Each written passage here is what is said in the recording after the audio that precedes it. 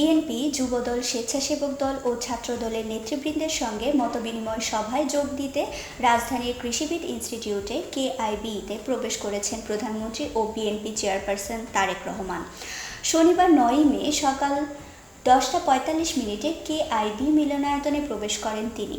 দলীয় সূত্র জানায়, বিএনপির অঙ্গ ও সহযোগী সংগঠনের কেন্দ্রীয় নেতাদের অংশগ্রহণে আয়োজিত এই মতবিনিময় সভায় চলমান রাজনৈতিক পরিস্থিতি, সাংগঠনিক কার্যক্রম, আগামী দিনের রাজনৈতিক কৌশল এবং সরকারের বিভিন্ন উন্নয়ন পরিকল্পনা নিয়ে আলোচনা হওয়ার কথা রয়েছে।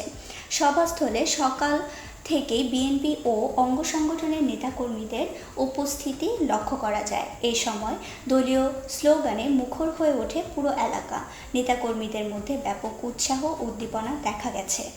মতবিনিময় সভায় বিএনপি এবং এর অঙ্গ ও সহযোগী সংগঠনের কেন্দ্রীয় নেতারা বক্তব্য রাখবেন বলে জানা গেছে।